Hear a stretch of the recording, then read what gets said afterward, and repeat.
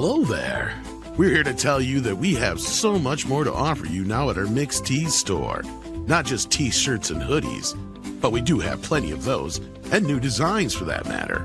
You can also get mugs, and of course our brand new limited Amber Turds stained blanket. That's right, just for your bed or wherever you need it. So head on over to Mixed Tees now and get all your apparel and goodies from Midnight's Edge. Entertainment news today. You're such a dragon gay. Everything sucks and it's no good. That comes out of Hollywood. But there's one place you can go to get all your news and info, and maybe even have a laugh or two. You know it's true. Midnight's Edge after dark is life. One step for nerds and geeks, we will survive. From Star Wars to Jurassic Park, it's Midnight's Edge after dark.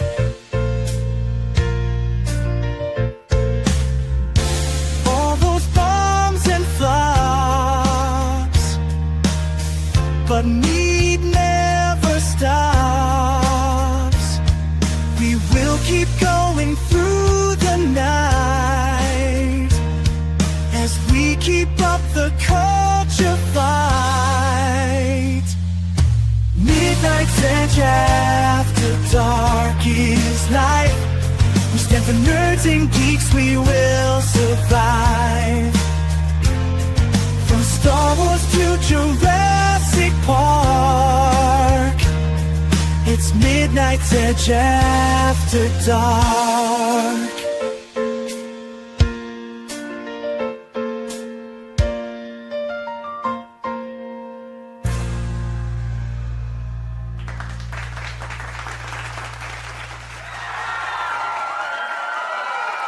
Welcome once again to Midnight's Edge After Dark Live. It's your favorite YouTube show, whether you like it or not. We have with us Scribelight. How you doing? Doing all right. Good evening, everybody. Hope you're having a good Thursday. It is Thursday. Yes, indeed. We also have Neek Weiser. How you doing? Doing pretty good, man. Keeping busy, getting stuff back on my channel for video content again, which I have happily missed. So, other than that, though, happy to be here and happy to be hanging out with you and the dudes. What's up, chat? Indeed. We also have Brian, a.k.a. that 70s rock fan, you fucking Scottish Canadian bastard. Well, good evening, posers. Hey. Hey. Is it Thursday? How Thor are you, Tom? Are you very Thor? Very Thor, like 3 dicks Thor. Oh dear. Whoa! Big breaths. Yes, and I'm only 16. Yeah. We also have Price of Reason with us. Reason? Reason. He's a Reaving. Reason? Hey, how's it going? How you doing? I'm okay. Good Does to my see mic work? Yeah, we can hear you. Yes. Something So fishy. Something weird is going on. No, we can hear you. Now you just It made some sounds, weird it noise. sounds like you've scratched the record. Yeah. It sounds like you just Sorry. dropped the needle, yeah. Sorry, Gav, you scratched the record. Sorry, Gav, you scratched the record. I think there's... Oh, okay. Now it's okay. There was something wrong with my mic, but I think it's okay now. Yeah, I think you sound fine to us, so... Good evening, and welcome everybody out in the chat. We got Captain Fandom Nerd, who's been here for 41 months, one more month, and he'll know the answer to everything. Mm-hmm. That's right. Thank you for being a supporter of the channel. I see so many regulars out there. We got Daryl Brewer. We got Snorta Poopus Cuber out in the chat. We got Nicholas Horton. We got Jeremy Winfield, Phoenix Knight, Walter Tomaszewski. Welcome, everybody. Marks47, Doc Fortune. Hit that like button if you haven't already. Deadman's here. I think... who else did I see here? Brian's here already. Welcome to the program, fellas. Dragonzilla's in the house. Max Mercer's here. FK HC 2005 is here as well. Welcome, welcome, welcome, everybody. We got Nick hanging out in the chat as well, and Scribe is in the chat. Hopefully, y'all are having a great night. Like we said, hit that like button. Share out the link. Let everybody know we're live. We got Call. Is that how you say that? Call? That's a new one. Call. And we got Duck Vader here. He's hanging out. How you doing, Duck Vader? Sounds like Darth Vader really likes Burger King.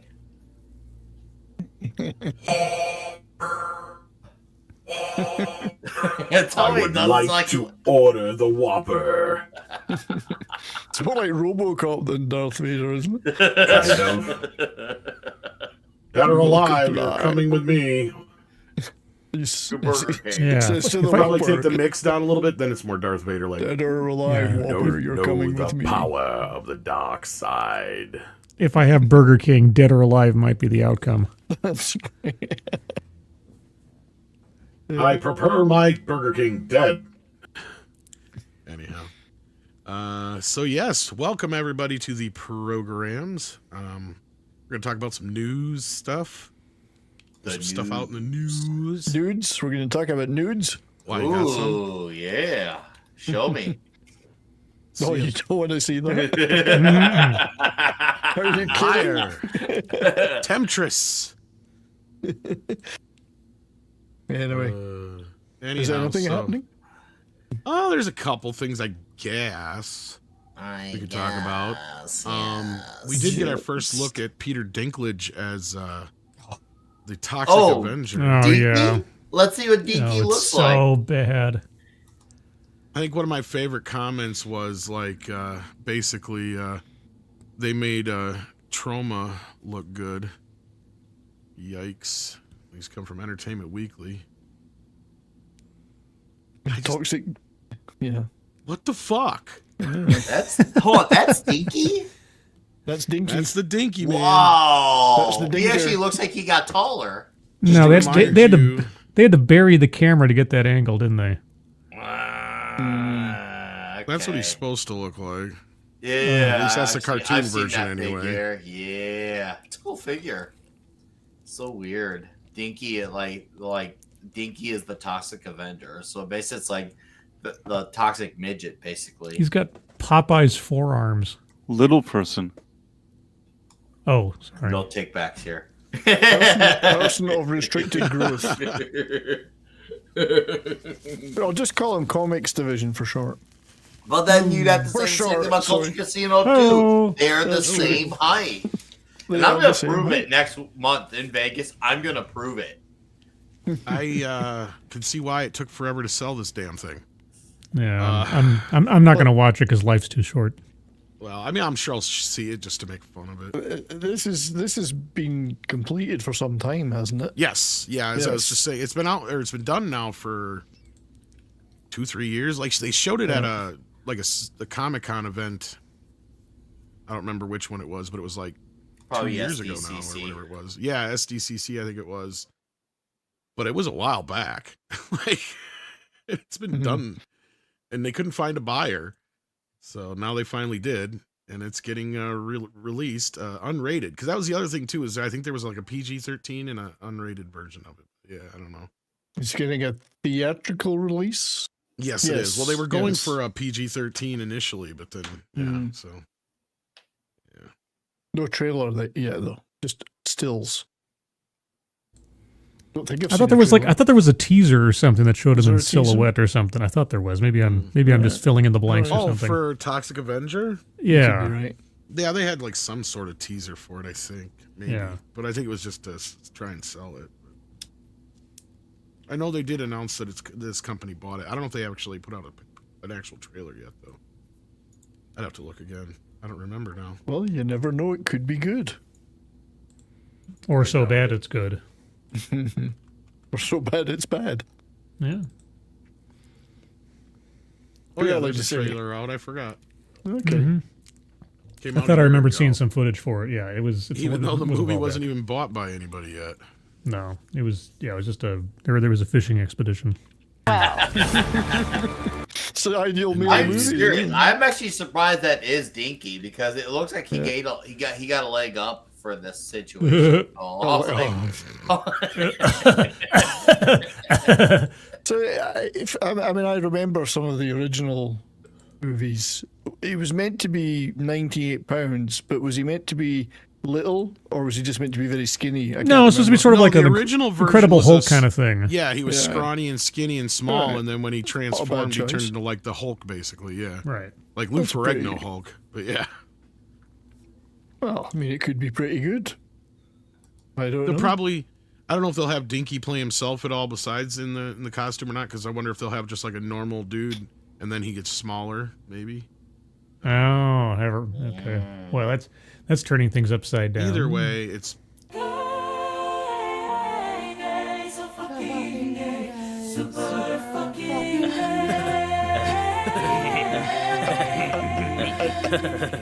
My main, I object to the very first Toxic Avenger though, because they made a joke out of him hugging a sheep, and that's not funny. Oh, no. That's just- just yeah. That's just that's- unrequited bad love. taste. it's just, you know, that's mean. Being mean to sheep, terrible. Compared to what you do to him. There's no hugging going on. Just That would be sex. gay. That would be gay. I'm not gay. I have sex with sheep and relationships with deer.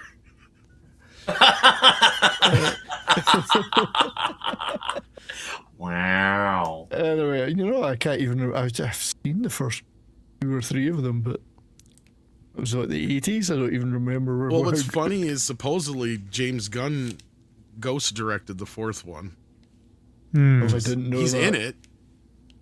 But I guess like the rumor goes the director left after like so long, and then James Gunn took over.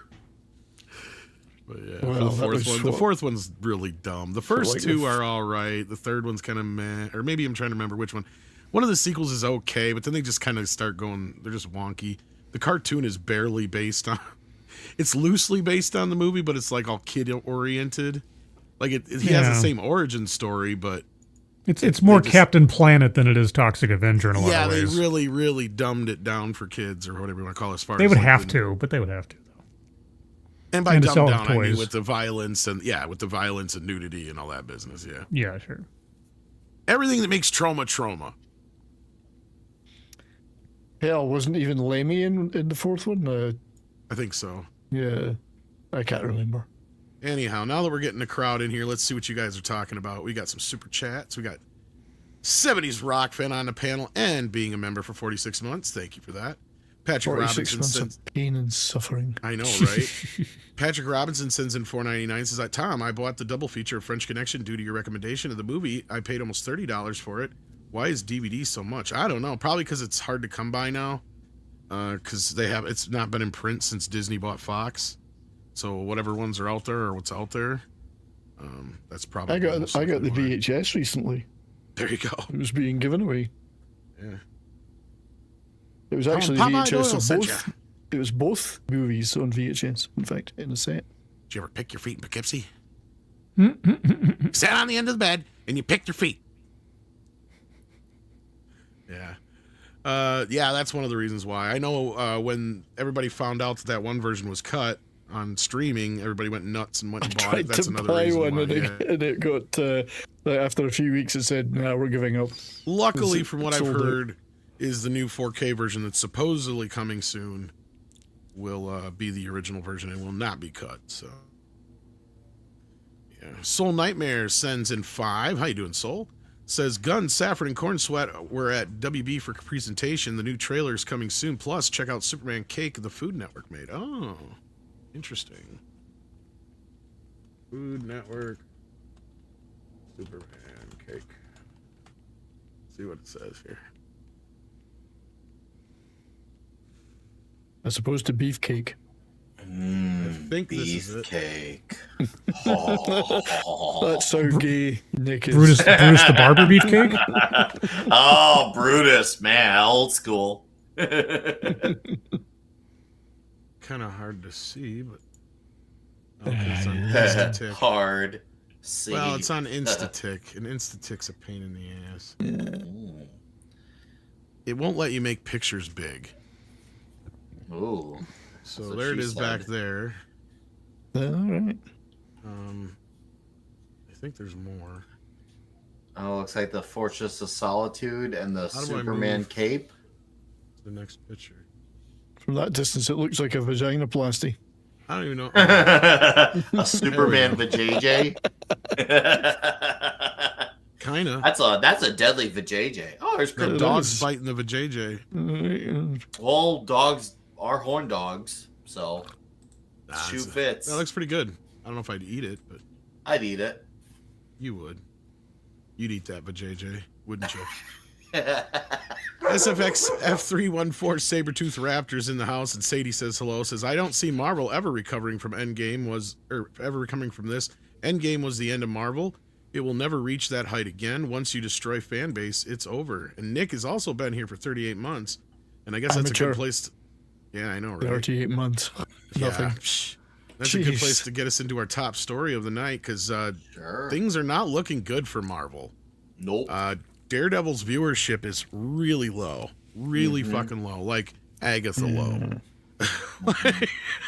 How low And it's can doing you worse go? than Star Wars, which How low can you Star go? Wars is basically a dead fucking franchise, kids. Like, So how bad is this? Now, I don't think this is really speaks to the show itself per se. It No, doesn't, of no, course it's not. well beyond Although the that show now. does have some issues from what I'm gathering. Oh, I've yeah. not seen the Oh, show. You yeah. guys have talked about it. I'll let you guys wax on that a little bit. But as far as the ratings go on this, though, I think the problem is mainly just the Marvel effect. And what I don't know if you guys saw our video that we dropped here. I know Nick watched it. But Andre, I think, is on point with, they have destroyed this brand so bad that unless it's like a Deadpool and Wolverine, people don't give a shit anymore.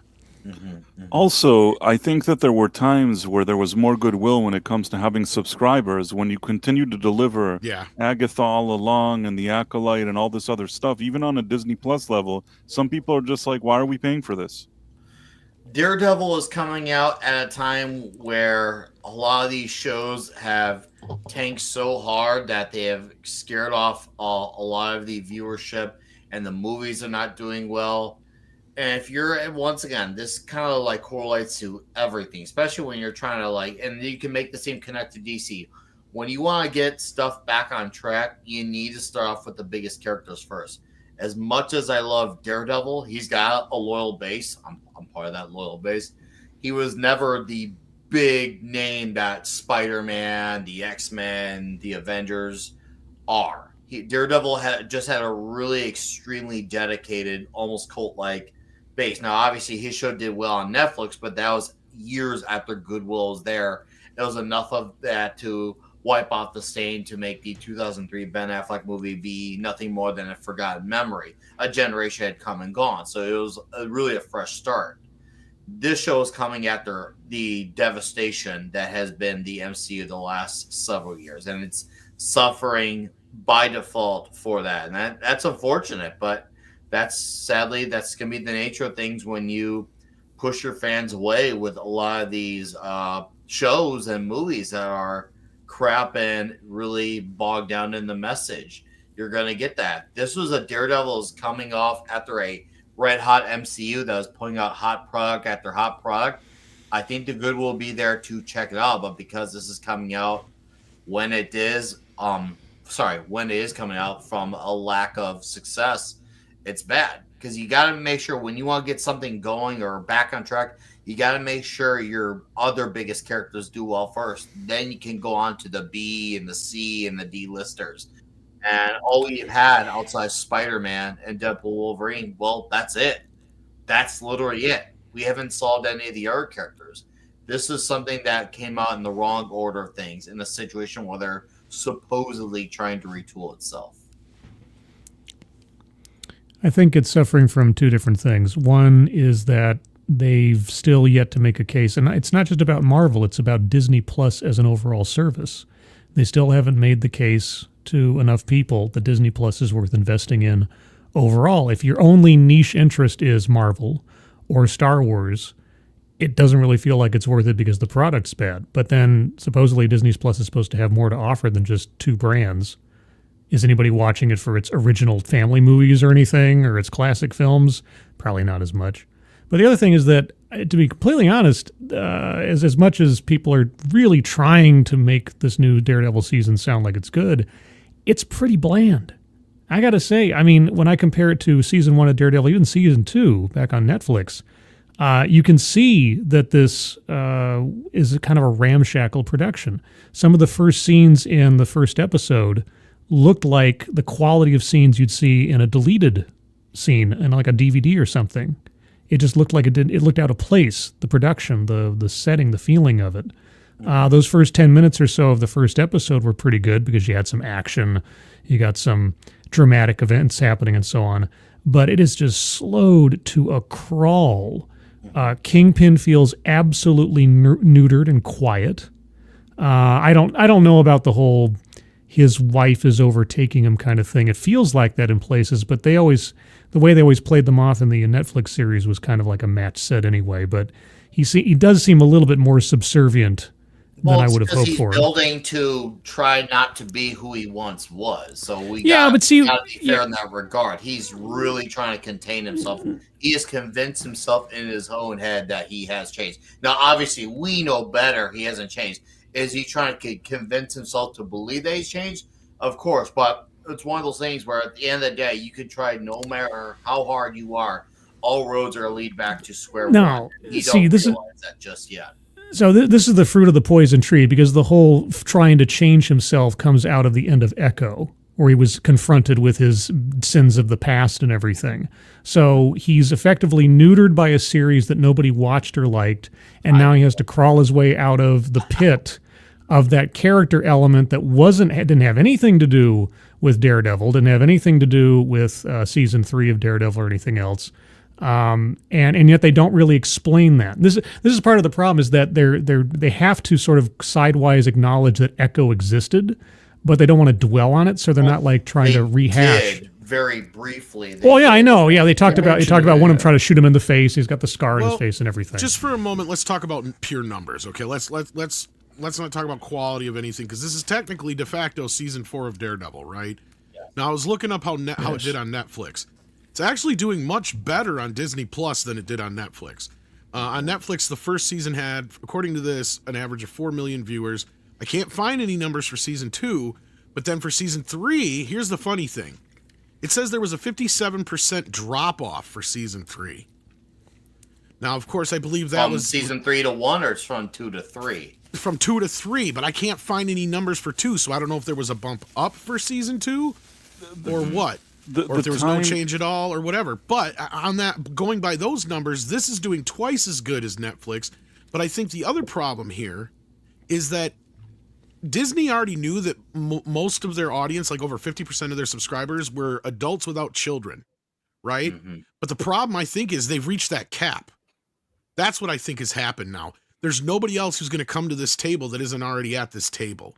And this is what that one guy asked in that earnings call that one time. He's like, don't you realize there is, you're going to bottom out sooner or later, right? What are you going to do when there's no more new subscribers to subscribe? Because that's how this system works. And that's how Netflix decides whether they're going to renew a show or not. So I think that Disney, this is the best they're going to do with some of these shows regardless. I think that this is actually pretty good for Daredevil. It's on par with most of their other Marvel shows. The thing that has me surprised is how poor it's doing in comparison to Star Wars. But again, I guess I'm giving it I guess that's a sign that these Marvel shows just haven't done all that well in general. No, they haven't. That's kind of the point I was getting to originally. To TV. Yeah. No, that's a really good point. And if we're gonna look at strictly based off of the numbers, assuming that these numbers are legit, yeah, that could also just be a thing that I didn't know that about Daredevil and Netflix. Actually, that is news to me. I never kept track of that type of stuff at the time. I was just kind of we can't get any solid numbers, but the only one I could find was 4 million viewers for the first season 1. I mean, I have to point out that in the years that you had that Daredevil, especially the first season, it was like 2015 or 2014 and 2016, and then maybe they released the third season maybe in 2019 or whenever it was. 18, I think it was. Yeah. 18. I guess what I'm saying is that the world was very different then. You didn't have the Couve, You didn't have a lot of people that started signing up for streaming. The whole landscape changed. I don't know how many subscribers Netflix had then. I'm sure they had a lot, but I think that a lot's changed in the landscape. So to talk about numbers from 2015 versus today probably is not it's not representative. No. That's one thing. The other thing is that, and I agree, because if you were saying what, I just want to kind of enhance it. We've seen so many Marvel shows, and none of them have been good. WandaVision started off interesting for 2 episodes, went off a cliff, and that was like the height of their thing. There was after Endgame, that was like they had all the goodwill, and it went off a cliff. Moon Knight was crap. Oh God, yeah. Echo was garbage, and not only that, there's only so many times between Hawkeye making Wilson Fisk look like an idiot and Echo making him look like an idiot. There's only so many times you can cry wolf and say, wait, we got the Kingpin. You know, you already showed us that he's a loser. Now, I like Daredevil, so I'm watching the show, but some people probably are just thinking, why would I watch this crap? And a lot of people along the way, they unsubscribed after Hawkeye, after, I'm trying to remember all the crappy shows, after Hawkeye, after Echo. What else did we have? She-Hulk. That was a big one. She-Hulk, disaster. Captain Falcon, whatever, Falcon and the Winter Soldier. That was also a terrible show. It's like, I'm trying to think of one thing they did that actually, with Loki, I also didn't like. I know a few people thought that Loki was good, and that was like their big success, that a few people thought that Loki was good. Even that, by the time you got to season 2, went to shit, and nobody cares about any of their shows. This is so late in the game. It's a show. People were expecting season 4 like 7 years ago. They came out 7 years late with the show on a platform that people keep dropping off from, that has just delivered shit after shit. And yeah, I mean, I don't know what to say. I mean, look at the Star Wars. You're talking about Star Wars. Look at what's it called? Skeleton Crew. That wasn't as bad as some of the previous shows. Wasn't great, but it wasn't as bad as some of the other ones. But it had very low ratings because there's people are leaving. They don't want to watch this shit anymore. Now, Tom, when you mentioned the 4 million on Netflix with Daredevil, was that a stateside number or was that a worldwide number? I couldn't tell you. Like, again, because Netflix technically does not report that shit. Yeah. So, I mean, we have to take it all with a grain of salt at the end of the day. Yeah. Yeah. And you're right, because that show initially came out when streaming was technically in its infancy still. Yeah, it was a toddler, let's say.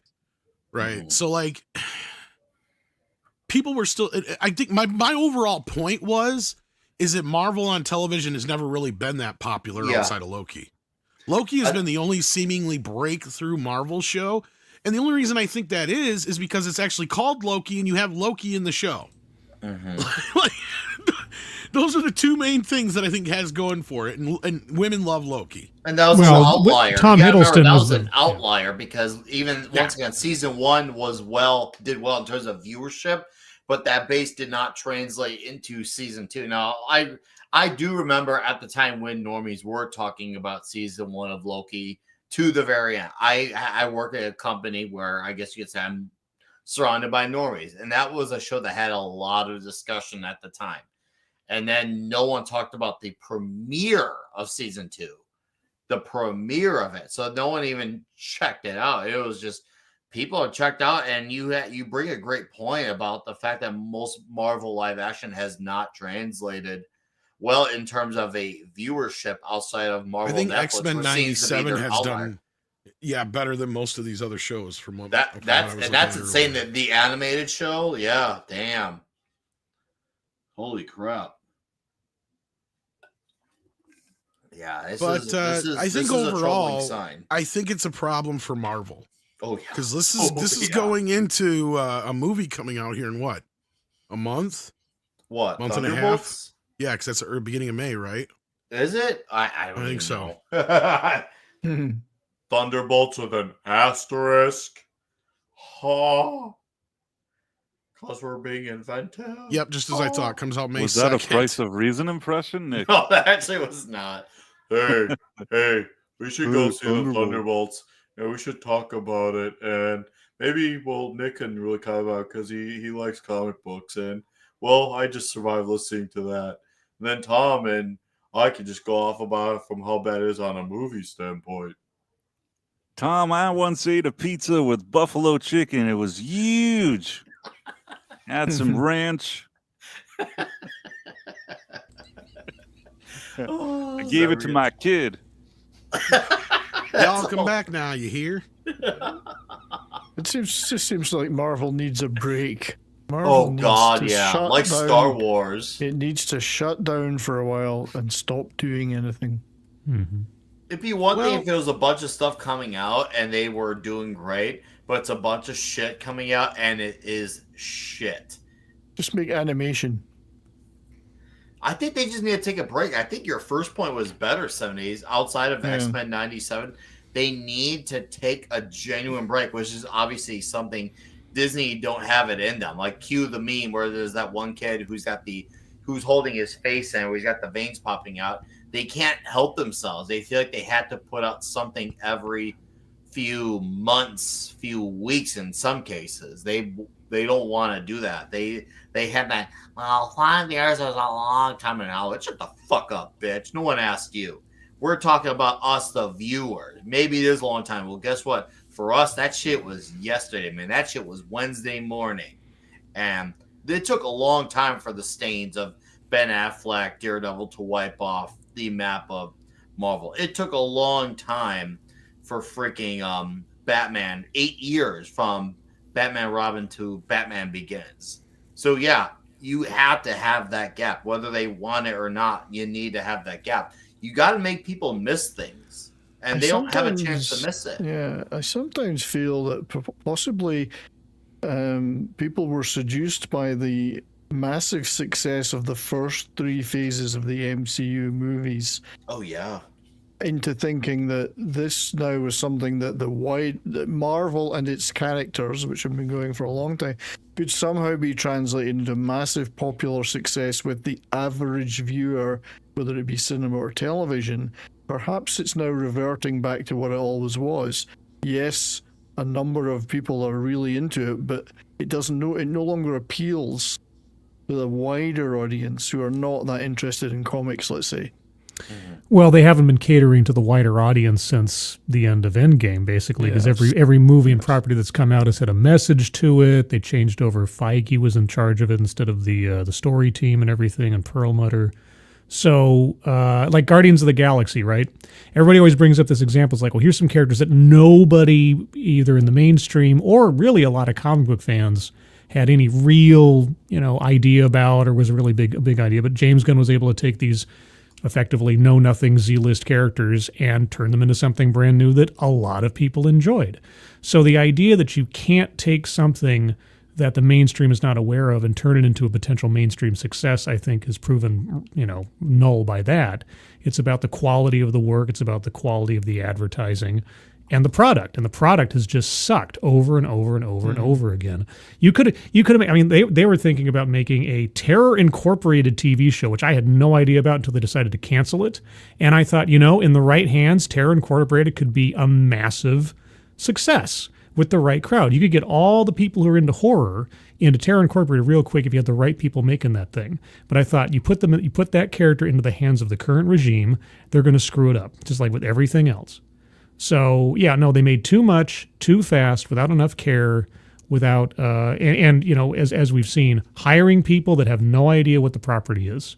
Oh yeah, let's hand WandaVision over to Jack Schaefer, who has no idea that Mephisto even exists. Oh, Mephisto has something to do with the Scarlet Witch's backstory and the children. What you're telling me now? You're telling me this after I've already produced the show? Well, how that's just crazy. He probably thinks Mephisto is something entirely different. Oh man, yeah, probably. Sadly. However, I don't disagree with anything you're saying there. I just think that perhaps Daredevil isn't doing badly. Perhaps it's doing exactly as it should in terms of numbers. These are people that are wanting to watch it. Yeah, that's a good point. Good point, 70s. And that's kind of what I was getting at to begin with. I'm like, if you go by those old numbers, if they're accurate, then Daredevil's actually doing pretty good. Yeah, right? It's reaching the audience that would want to watch a Daredevil. For what has come before. Yeah, it's a ... for what's come before. Yes. Now, that's not speaking to the quality. Yes. No, Which it's seems to be just very talking mixed. numbers. Yeah. I mean, you're not going to get 3 times, 4 times that number watching a Daredevil show on a streaming service. I don't think. Yeah. I think it's reaching its audience that are interested. I think you're right. And that's kind of what I was getting towards. Soul Nightmare says the original show was reworked for the first 3 episodes. The bar fight was added on. All the new stuff comes after. Oh. I could see that because, see, a lot of people are like, yeah, like a lot of this earlier stuff, I'm like going like, clearly this is a Trump allegory with Fisk. You got every woke character you can shove in here. You're killing off characters just so you can bring in woke characters. Like, you know, Fisk is also like a pussy compared to his wife now. Like, and I didn't even watch the show. I just seen bits and pieces while I was doing the video today. And I'm like, God, what the fuck is wrong with this show? Because this is not the show I remember. Anyhow, Lost for Words says in 5 pounds, it says Daredevil Disney is a dumpster fire. I noped out after the first episode. It's not even close to the Netflix series. Very disappointing. Well, there's aspects I seen of it that were kind of really badass and cool. And then there were other bits and pieces where I was skipping through where it was just like, what the fuck? How? There's some boring stuff in the middle. Yeah, of it's like, are they ever going to have any, like, I felt like Jeff Goldblum after a while. I'm like, were you planning on having any Daredevil in your Daredevil show? Like, I'm waiting for the other 6 episodes to play out to make that judgment call. You gotta remember, but the end of that last episode was interesting, so that's but where that I was kind the of started courtroom getting... drama episode. And well, no, the very, very, very last bit with the shot and then the person who walks out and you think who it is, but yeah. But for a character like Matt Murdock to have a courtroom like drama, it makes sense, especially since that was something that was very it was very underutilized throughout even the Netflix series. So it was nice to actually, for me as a fan, to finally see an episode of that. No, I do have some mixed feelings on how they handled some of the decisions and outcomes.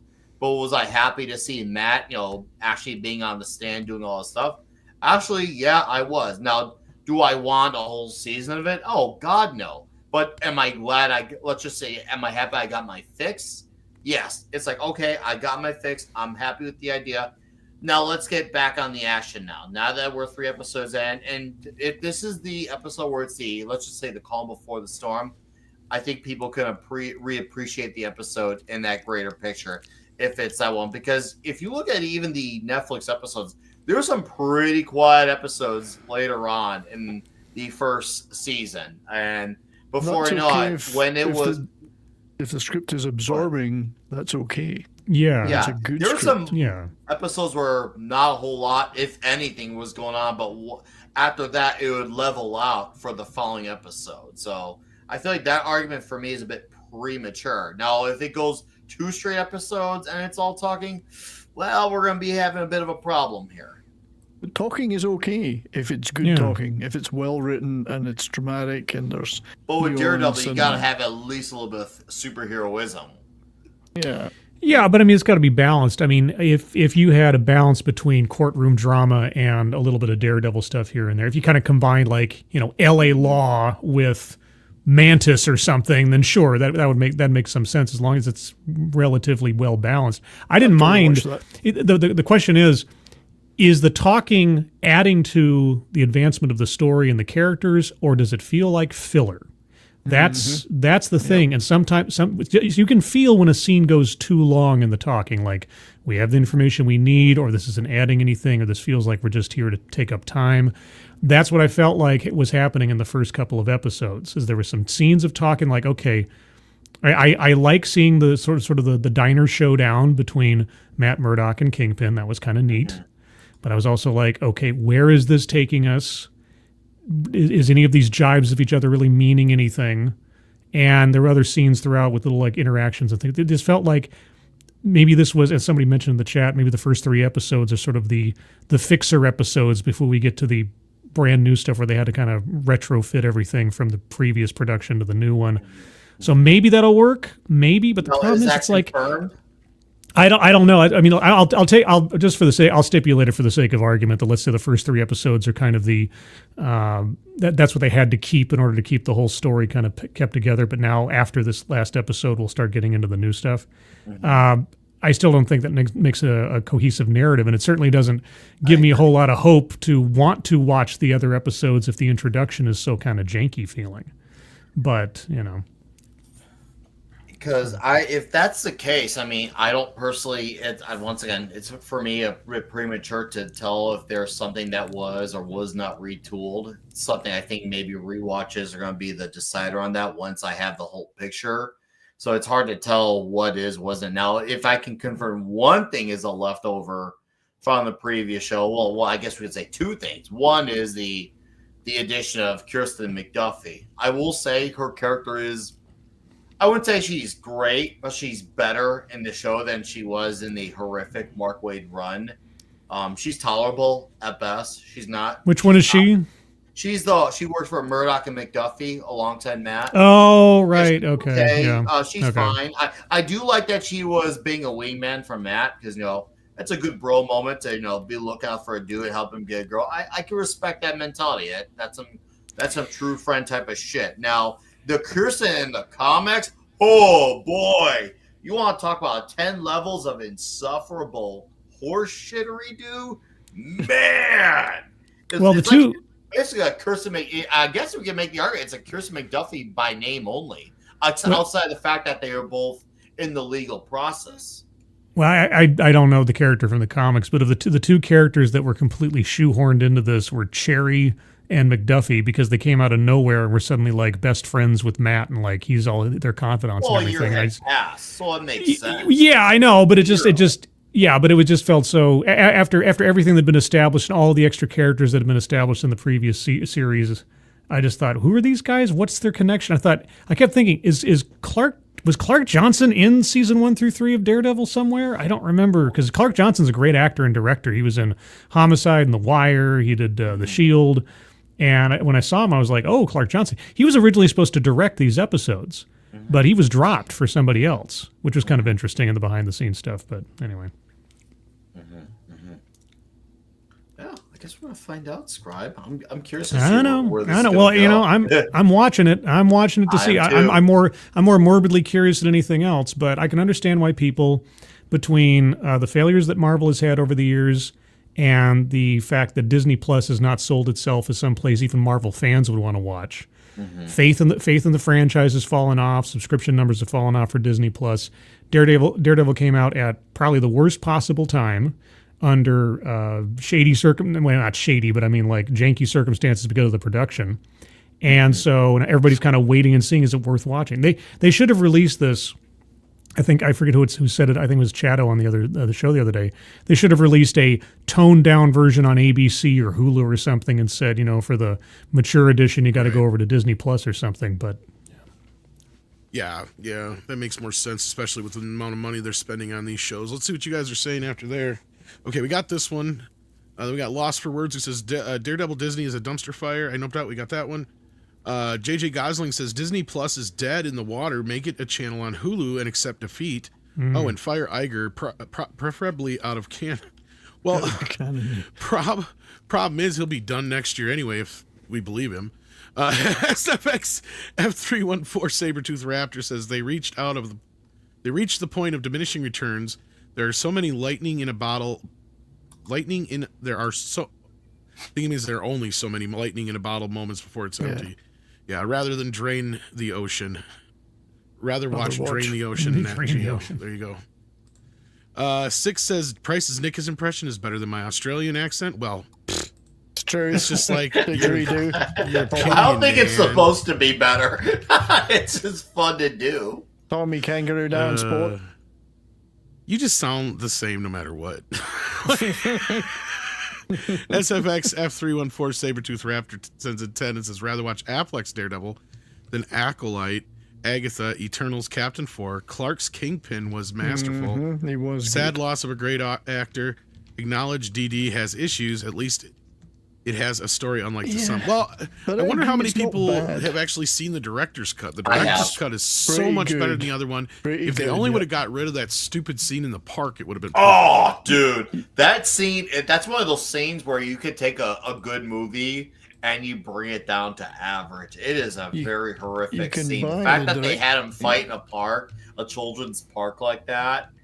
Oh, man. You'll get copies of the director's cut on DVD for about $5 if you look. Oh yeah, it's really cheap. And it's however, if you're for the physical media nuts out there, You want to It's own technically both the copies. version now. Well, I was going to say, yeah. Well, here's why. Here's why you want to own both versions. Even though the director's cut seems to have become the official version. The theatrical original DVD that was released in the spring of 2003, that is the one that has the original special features on there and has a really great Daredevil documentary. And they have a lot of the creators from the books involved. Actually, I think there's 2 documentaries that are missing from the Blu-ray. I think you're right. Because I actually bought that you want the DVD. theatrical cut. Get the theatrical cut for the features. And then for the better movie, you own the director's cut. That way, sometimes you can have it both ways in life. You'll pick them both up in thrift stores anywhere for a couple of bucks, $2 or $3, you know.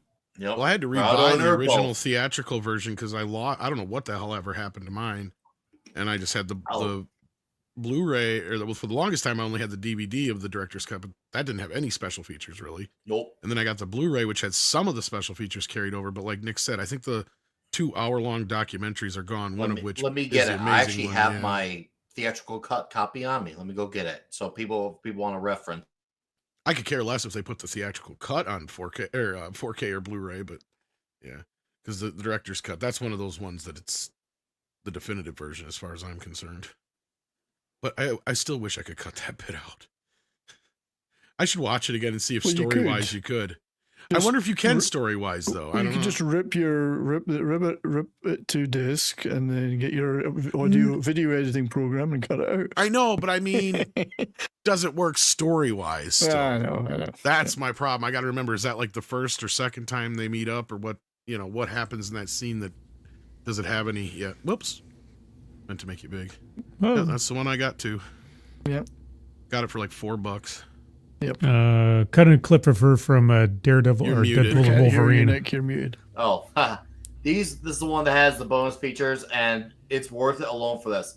I may have watched these bonus features more than I watched the actual movie when it came out. I love the special features. I think there's even now, were you aware of the Easter eggs when if you push like a certain button down twice or went up certain ways, you unlock Easter eggs for special features? Yes. Tom, do you remember that? Yeah. Potentially, it's just been. See, that's the shit you miss if you don't buy physical media anymore. Right? So cool. So cool. Is the Konami code? What is it?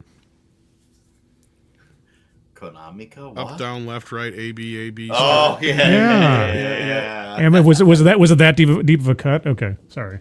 The best one of Easter eggs was to unlock the third version of Terminator 2 on Terminator 2 by typing in Judgment Day. Oh yeah. The actual date for Judgment Day, yeah.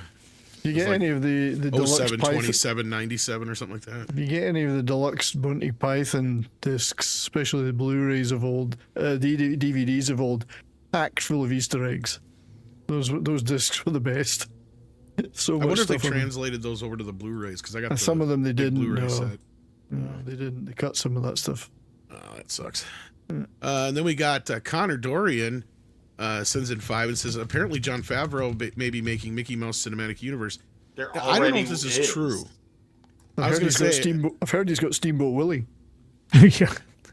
as far as I know, he's just doing a Oswald the Rabbit show.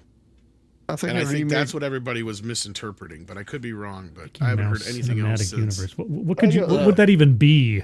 A Mickey Mouse Basically Cinematic like Kingdom Universe. Hearts, basically. Oh, okay. Not everything needs to have extended universe where characters have their own things. This is so played out. They can lay off this shit. So who's? This is great. This is great. Ooh. So who's seen? Oh this? yeah, I've seen this. Yeah, this is great. Took the internet by storm. No, you're joking. And I gotta say, this stuff looks better than any of the movies we've gotten yet. It does. Seems our only hope is Batman. Batman? Yeah, close enough. Bateman. Gotta tell you, the suit really bunches up in the old Batcave, if you know what I mean. Having insurance isn't the same as having State Farm. It's like getting Bateman when you need the protection of Batman. Easy, Batemobile, not too fast, baby. Riddle me this. What is dusk? You don't have to answer in the form of a question. What is dawn? You don't need to answer like that. Yeah, that Riddler outfit's fast. Do something, Bateman! Yeah, okay. Stop. Whoa, cat lady. Time out. Wow. Nice fanny bag. Thank you. Rude. What is love? All right. What isn't love? You know, just toss him. Not all protection is the same. Any last words? Just one. It's a long one. Dermatologist. That's why you need the real deal. Look out! That's Batman! Go home, Bateman. Do a podcast or something. That's hurtful. That's hurtful. Never play with poison ivy. Someone's I love how his lips are all fucking. That's so good. Outside of the DEI, Catwoman, and Gordon's, this looks great. I will say the Catwoman doesn't bother me because we've had black Catwoman in the past, right? Like Eartha Kitt all day long. Halle Berry, Halle Berry, etc. Thing she ever did good for Catwoman was the fact that her character was the basis for another character in another comic book. My issue with the actress was she didn't look cat-like enough. That's my thing. Like Catwoman has a certain look to her. Like if you go through all Julie Newmar, Eartha Kitt, up through Michelle Pfeiffer, they all have that kind of look to them, right? There's a specific kind of look that Catwoman has. That to me they missed out on. And whoever they had playing Two-Face was weak as hell, but he's only in what 2 shots. So, but no, this chick here has got it pretty nailed too. Please. I love his lips. Yeah, this is feeling much more Batman to me. Are you serious, bro? When it comes to protection, you wouldn't settle for Bateman when there's Batman. So don't settle for just any insurance when there's State Farm. Don't touch that. Well, now I want to touch it more. Oh boy. Party clown. Listen, if we're gonna be roomies, no juggling, no magic, no balloon animals. I don't want any weird clown stuff, okay? It's awesome. It's so good. He don't want clown stuff, but he wants butt stuff. So unfortunately, just before you guys get into talking about that, I do have to leave. Go eat your dinner. It's that time. It's dinner time. You Before and I your go, dinner. I've got the Oswald set. Yay! There you go. There you go. That's what we need. Is that the steel book? It's the steel book. Steel book. Yeah. Anyway, Say it right. I want Jon Favreau to do a remake of Song of the South. That's what we're all Oh, Sweet there you potato go. pie and a shut my mouth. There you go. Right, I'll see you guys later, everybody. Thanks for being here. See you all later over in Comics Division later for Thursday Night Throwdown. So take care, everyone. Brian. Have a great All right. night. See ya. Cheers. Bye. Ooh, right. that's a good idea. A MEAD cinematic universe. I'd watch a Scribe Light movie. And another person who I always thought would have made a great Catwoman was Christina Ricci. She was always my dream Catwoman that we never got. Now she has an interesting point here that she made, and I think it's up for a good conversation. Not so much debate, but I think conversation. Christina Ricci says she wants Hollywood run by people who love film and TV, not corporations. And I think most of us can get behind that sentiment, right? But my big question is, who the fuck's going to pay for it? Because I'll tell you what, artists suck when it comes to money. Well, I think what you would have to do, you'd have to structure it sort of like how we ideally want, say, Marvel to be structured. We want somebody running the thing who is a fan of the property, right? And I understand that not every aspect of Hollywood is like some umbrella IP like Marvel or DC or DC and Star Wars and so on. But you get somebody who actually has an appreciation for it that has the endorsement of the corporation, but there is some element of it that is given some free reign. You know, you have to be able to, like we have, like Paul Chados talked about so many times. You'd spread out, like you'd have like $100 million.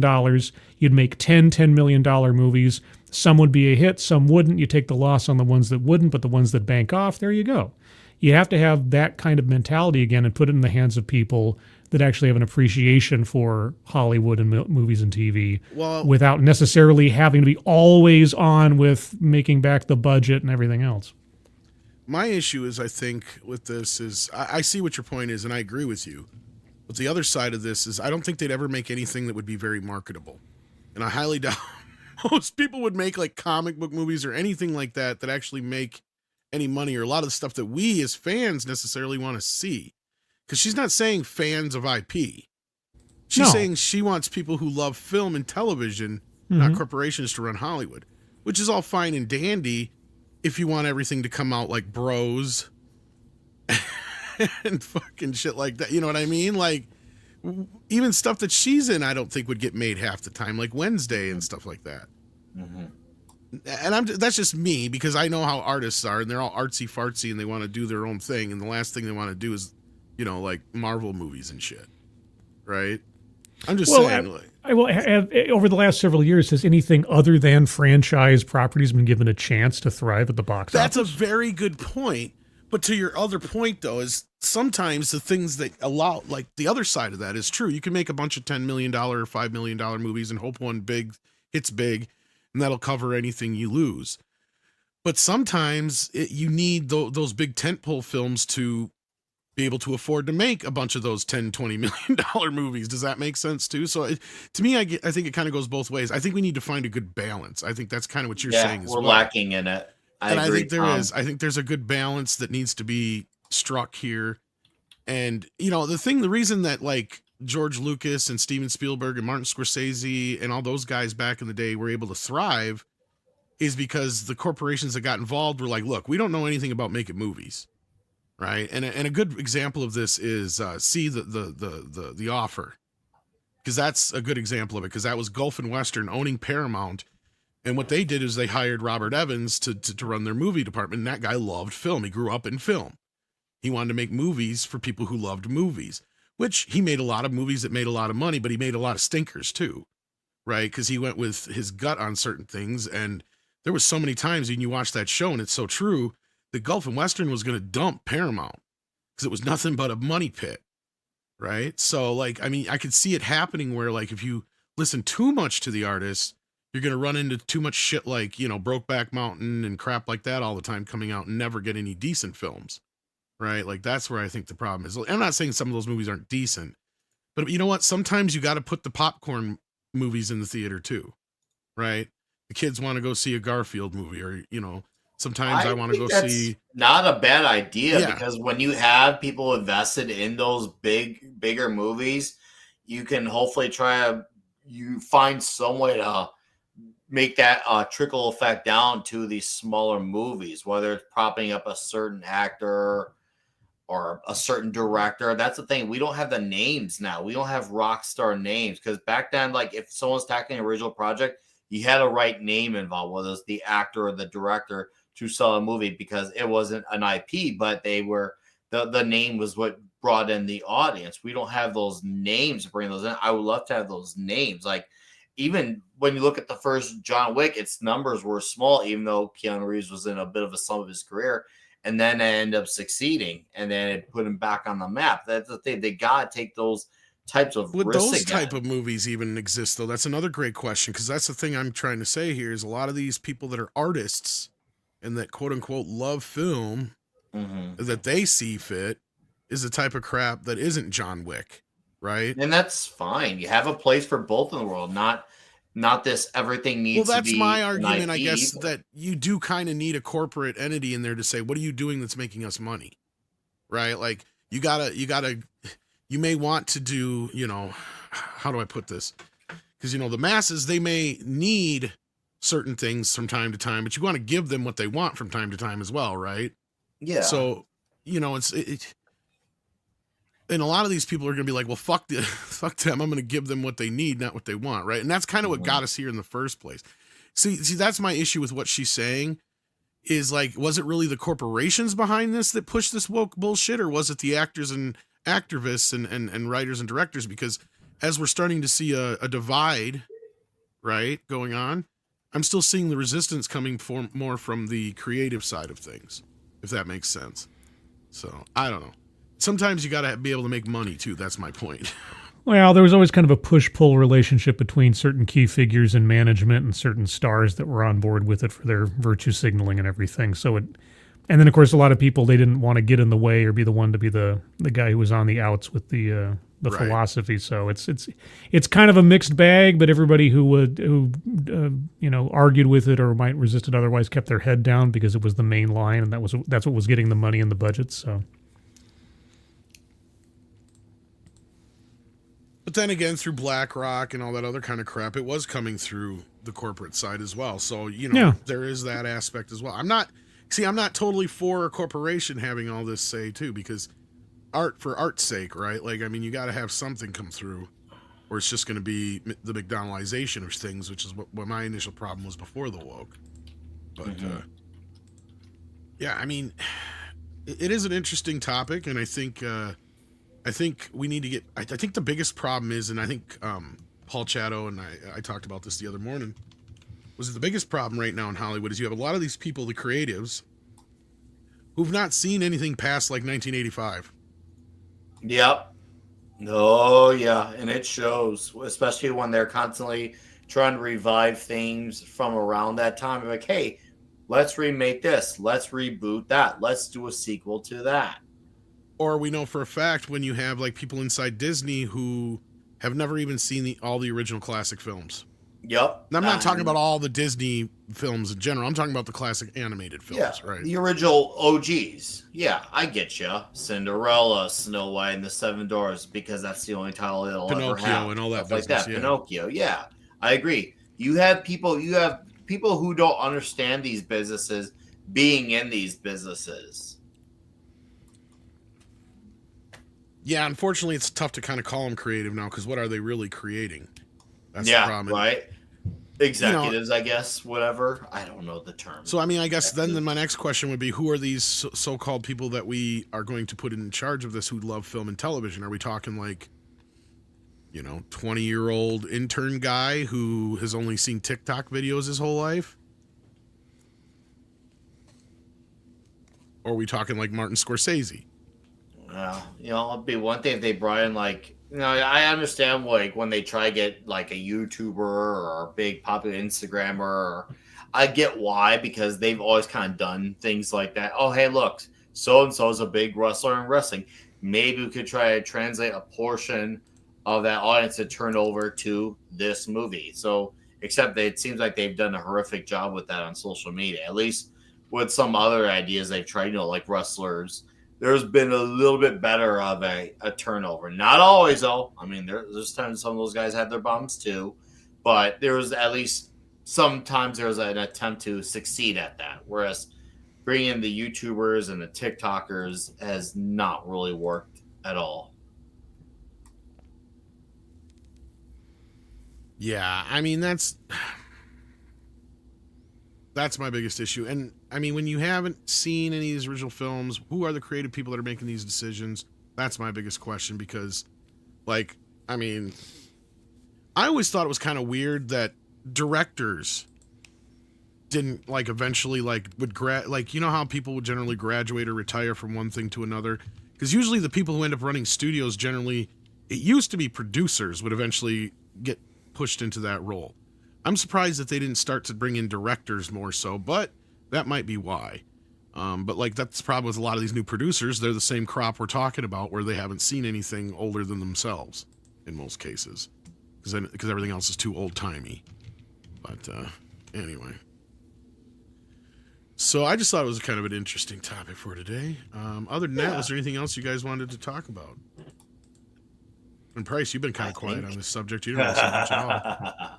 No, I didn't have much to say about it. I mean, yeah, it's nice that she said that. I don't know.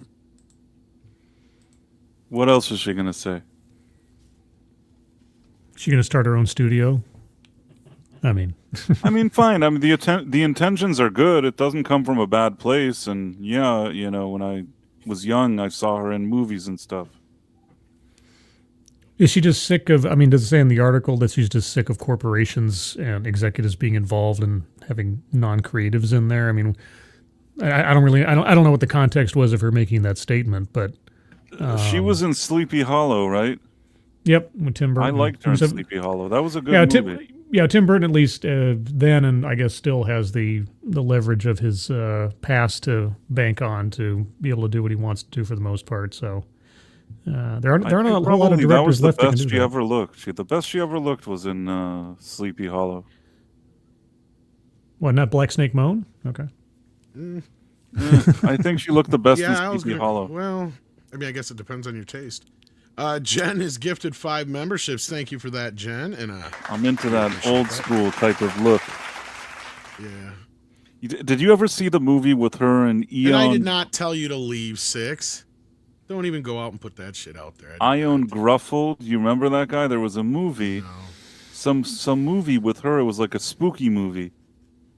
I like that. I movie. vaguely remember this. You're talking about the guy who played Mr. Fantastic in the first. Yes. There's something like it was a spooky-ish movie. I didn't see it in the theater, and then years ago, I just sat one night and it was on TV, and then I watched it, and I actually found myself enjoying it, even though I think that probably I'm the only person that ever saw the movie. I actually enjoyed it.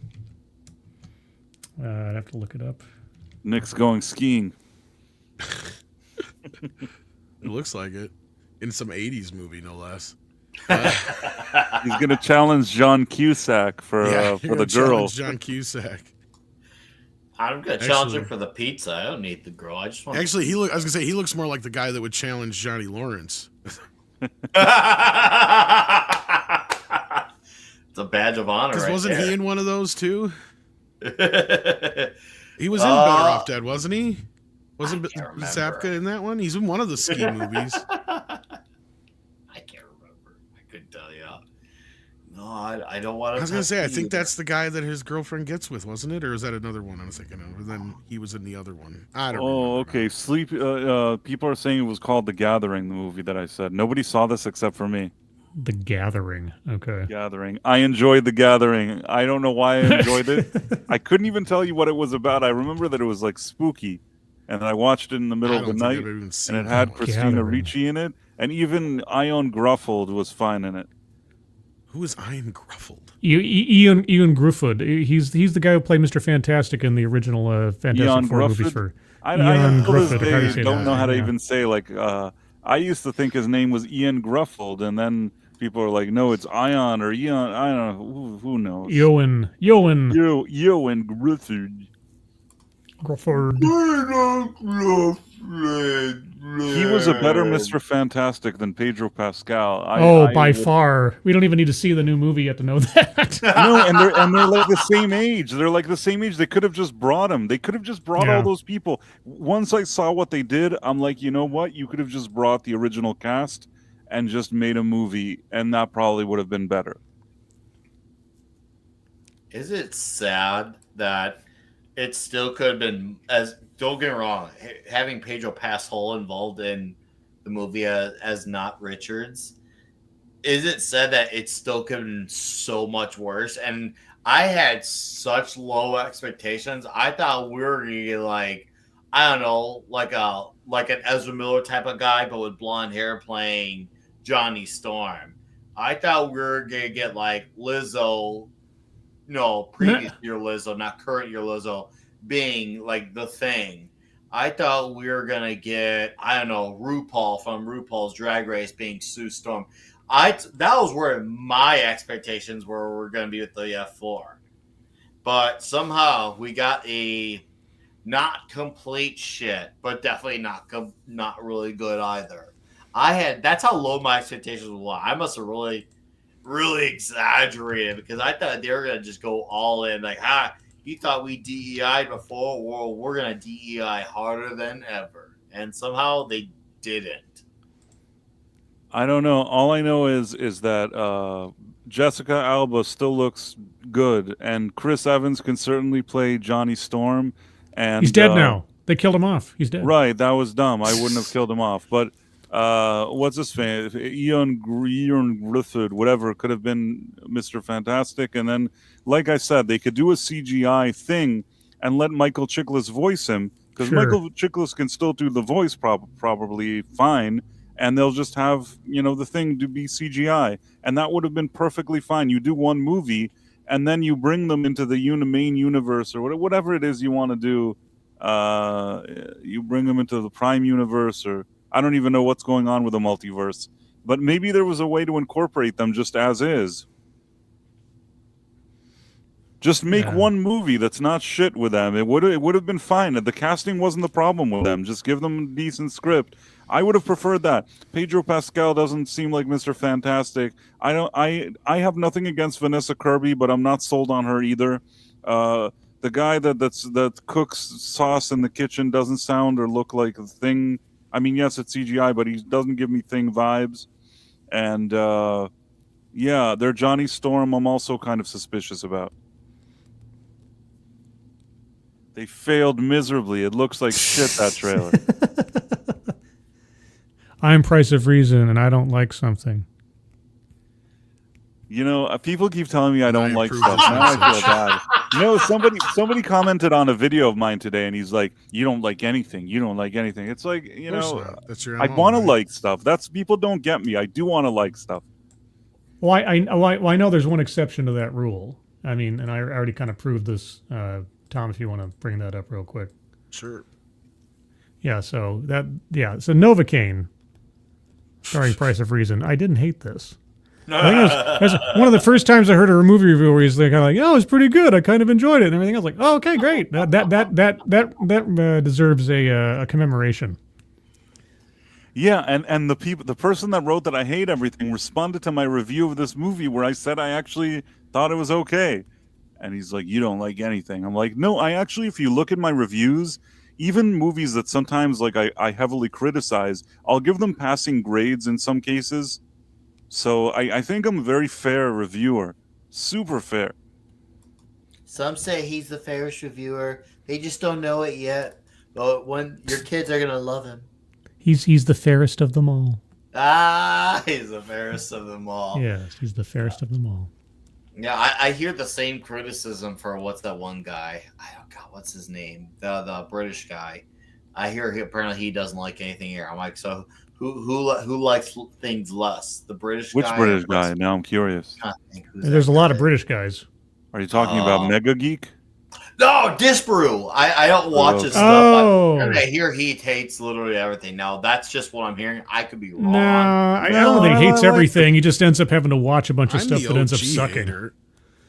I mean, there's a lot of crap out there. I wish there was good stuff. It's not like, you know, if I see something that I like, I don't say it's crap. Even Daredevil, I didn't completely rip on it. I said that there were parts of it I liked. I didn't hate it. I was more positive about it than most of you guys. Yeah, I enjoyed it. I saw my problems with it, but I enjoyed it. So yeah, I guess that shows you we are a rounded panel of dudes with similar but different thoughts. I like things. The things I like all happened before 2012, apparently. So. No, I actually have watched a lot of Muller's stuff. I like he actually doesn't hate it. He hates a lot of things, but he doesn't hate everything. What I'll say is, like I said, except Buffy. if you watch any of my reviews, I'm always looking for something good. Even when I'm like tearing something apart, I try to find something that I thought was decent in the movie. And sometimes there have been movies that I say, you know what, I don't really love this movie, but I'm not going to give it a failing grade because it gets enough things right, even though I personally didn't feel a strong connection to it. So I try to be fair. I'm not just an asshole all the time. When I actually used to review films, when I first started way back when, because I actually did my first reviews in high school. It was a little different. I used to think people were too harsh on movies, especially critics. And then I watched a lot of bad movies over the past 20 years. And you know what? Shit sucks. And then you watch new stuff compared to old stuff, and you see that old stuff, and you're like, damn, this stuff is so much better now that I've seen this sucky shit over here. That's the way it is lately. Stuff has been so bad in the last 20 years. It makes me start to wonder if the really good stuff is really even that good sometimes. The only one I'm positive about is Nosferatu. You know what I mean? A I like that movie. A lot of us I are love ruined. The Wild Robot. I'll stand by it. I've rewatched it. I've liked a few movies this last year, I will admit. I liked SNL. I liked Nosferatu. I liked Complete Unknown. There's a couple other ones I liked. But other than that, Beekeeper was fucking great. So fucking good. I love it. Yeah, a lot of us are ruined by having a reference to things from long ago that were far better than anything put out now. So you could say, I could say the series Paradise on Hulu is good as compared to Agatha All Along, but is it a really good TV show akin to, say, Homicide: Life on the Street or The Shield? Hell no. But I mean, in terms Or even of what's Entourage currently or Deadwood or anything. yeah, or else. Deadwood, no way. But I mean, but again, you talked about this earlier about like the creatives of today. Do they have any reference point for anything that isn't a TikTok video or something? Yeah. Everything is understood by comparison. And so, is this show that came out last week good in relative form to other things around it? Sure. Is it really good? Well, do you have anything to compare it to? Do you have any sort of reference bank in your mind for what good is or what good could be? That's a type of argument that could span decades, even with older Sure. movies that were good too. If we're gonna get, you go down that road, man. We could be here for 9 hours, which that'd be a very entertaining 9-hour conversation. I'd love that conversation. I don't know about that. By the way, I didn't get a chance to say this, but just for the record, I actually like Disparu. Any interaction I've had with him is always positive, and I don't know the guy. He's a nice guy, so I don't I like don't you know. know. He just has kind of this dry humor type of thing that he does, and I don't dislike it. I think it's fine. Well, to watch it someday. Yeah, Nicholas Horton. Look, I'm so much of a Gremlins fan that I watched a couple episodes, seen that it broke so many lore and canon rules and events that I shut it off so that nothing else just I didn't want to even see any more of it. That's how much it bothered me. Because I'm like, you can't, this is not working. They're going by too much of the bullshit that Gremlins 2 got away with, which you can't count Gremlins 2 because that's not an actual movie like the first one. What are you talking about? Gremlins 2 is great. Best sequel ever. It's great, but it doesn't follow the rules. It's a tongue-in-cheek wink at the camera movie. Yes. Right? Like the first movie is a serious film. The second film is not. Problem with this series is within the first episode you got Gizmo out in the rain, in the sunlight, running around, no problem. And the only thing that's covering him is like a leaf and stupid shit like that. And then they just get weird and wacky with some of the mysterious elements of the show. It's like none of this stuff was ever part of Gremlins lore before. And I've then, only watched Gremlins 2 once. Do you know that? Why? Because I watched it and I thought it was annoying and I didn't want to see it again. What? I've seen the first one like 100 times and I've seen the second one like once. The second one's a masterpiece. That's not the problem here. That's not what I'm talking about. Second one annoys me. Oh, the second one's great. The second one's great, but that's just because, like I just said, you can't really take it as like a straight sequel to Gremlins. That's the problem. I wanted a straight sequel, and I didn't know what I was but getting. But at that point, yeah, you know what? At first, as a kid, when I got it, I didn't really care. As I got to be an adult, and I got to appreciate the humor in it a lot more, and then I realized this is nothing but basically if Gremlins was a Looney Tunes cartoon. That's really what it is. Because it makes fun of every element of the first film and how wacky it is and how stupid some of it is in some ways, even though I love it and adore it. But this TV show just takes things way too far, and it's supposed to be taking place in like the 1930s or 40s or whatever, and it doesn't feel like it. None of the Chinese kids or whatever feel like they're of the period. Gizmo wasn't even named Gizmo until 1984, so that's another thing they fuck up. And Joe Dante is supposed to be a creative consultant on this. Well, they're not consulting with him very well, or he forgot his own lore. So that bothers me too. So I don't know. I don't have HBO Max, so I'm not going to waste my fucking time. That's the other problem. Action Com asked with $5. Tom, did you see the Bill Murray interview on Joe Rogan? I haven't seen the whole thing, but I did see the Nixon part. Nixon Foundation YouTube channel took a clip and put it on their YouTube channel. Yeah, I saw the Nixon clip. I'm not surprised. SFX F314 Sabertooth Raptor sends in 5 and says, I tried making a toxic sumo flu using a generator. I am sending it to comics tonight. I even did some other characters as well. Ooh, interesting. Well, there you go. I might be there. I might pop in. I might not. We'll have to see. But with that, we're going to get wrapped up anyhow. So let's get started with Price. What you got going on, Price? You got Quantum there's Leap Quantum later? Leap Revisited at 10 p.m. on my live stream channel, and then there's the Night Owl at 11:45 p.m. on my live stream channel. And I did a review for the movie Novocaine. I don't know. I think YouTube sometimes does strange changes and stuff. I feel like last few videos, I feel like less people have watched them. But if you feel like watching a decent review for the Novocaine movie, I did one, so you're welcome to do that. Nick, I'm gonna be on. It's Probably huge. I'm going to be on Throwdown Tuesdays. You know the Throwdown on comic division is Thursdays, the on same Tuesdays. height as Culture Casino.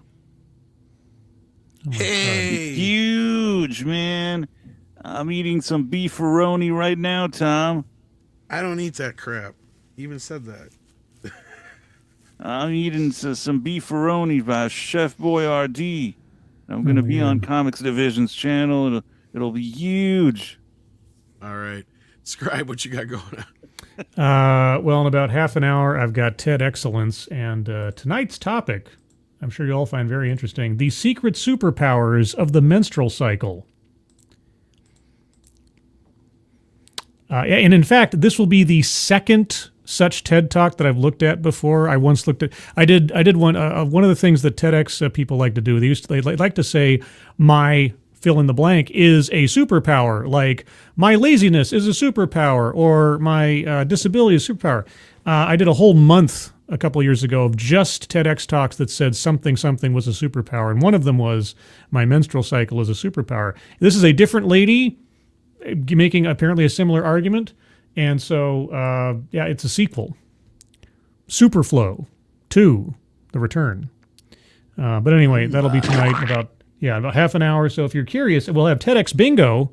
It'll probably be a laugh riot to hear a lady explain to us. Now, being a man, I don't know. Maybe there's some truth. Maybe I'll learn something. I don't know. But anyway, if you'd like to find out how the menstrual cycle is apparently a superpower, you can join me about half an hour for TED Excellence over on my channel, and get your bingo cards ready for that. And yeah, that's what I got coming up. Oh, and also beyond that, I should be on the panel tomorrow morning for Midnight's Edge in the morning. And I plan on having another episode of DEI Death Watch tomorrow morning as well. All right. Nick, we did plug your shit for you, but go ahead since you're back. Oh, yeah. Cool. Awesome. So, yeah, obviously, Klobby's Comic Shop tomorrow night, if they did say that. Toxic Tuesday, The Transporter. Talking Daredevil Born Again Wednesday night, episode 4 with whoever that will be. Member stream Saturday night, and working on 2 videos. I hopefully we'll get to the finish line with them. So yeah, thanks for having me. It's been fun to have a discussion with the dudes. Diabolical. Huge. Did you like my impression, Nick? I missed it. I had to go We were hit dueling the pisser. Nicks. Oh, you missed I want to hear dueling Scribes, Nicks. Nick. Oh, I did No, it not was take me. part. I have too much respect.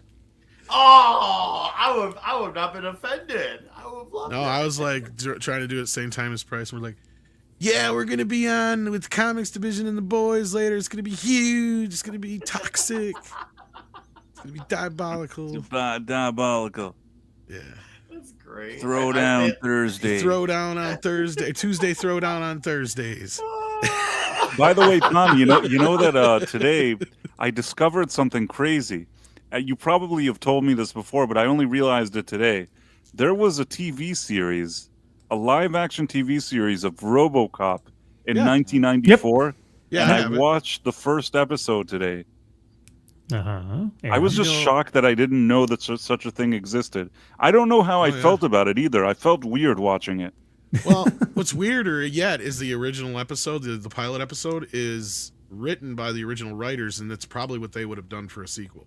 Right. That's why I was interested. But it was made more campy than usual. And what was weird is suddenly they actually showed a flashback of like Clarence Bodiger and his men shooting Murphy, which I was just like, couldn't believe that they included that flashback when it's like, this actor is such a downgrade. I'm sorry, I don't know who Richard Eden is and what he's done, but he's not good as RoboCop. Yeah, no, I have. I actually have it on Blu-ray and DVD, but the DVD's better because the Blu-ray crops it off. And mine was cropped. I was sure of it that they cropped something. It looked. That's weird. why I got the DVD, because it's the 4:3 version of it.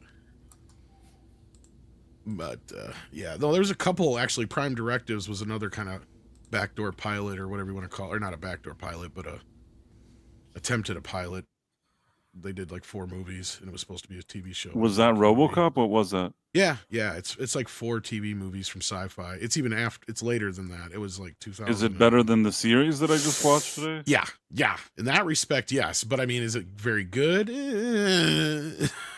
We get Black RoboCop in it. He's black. He's black. But is Alex Murphy black, or I don't No, understand. yeah, there's another RoboCop. I see. Another cop. Yeah. That crossover was fun. Just saying. Crossover. Which one? Which one? The 3-way crossover we had on Tuesday night. Oh yeah, that was fun. That was was fun. It's like, when did RoboCop crossover with what now? Terminator. RoboCop versus Terminator. Yeah. That was good when we you did it. bad. Anyhow, I don't want to keep everybody any let's longer. roll. Thanks for being Take here, care, chat. guys. We love you.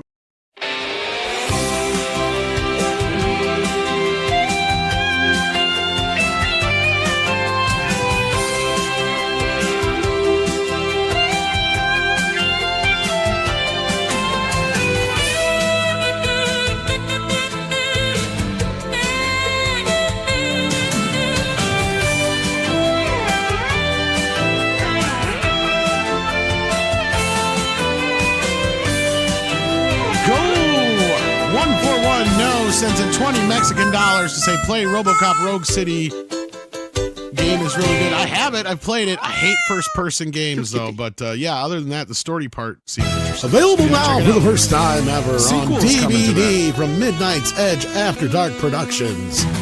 It's My Two Dads, the complete first season, starring Mexican Iron Man Tom Connors and Culture Casino. Available now for $19.99. While supplies last.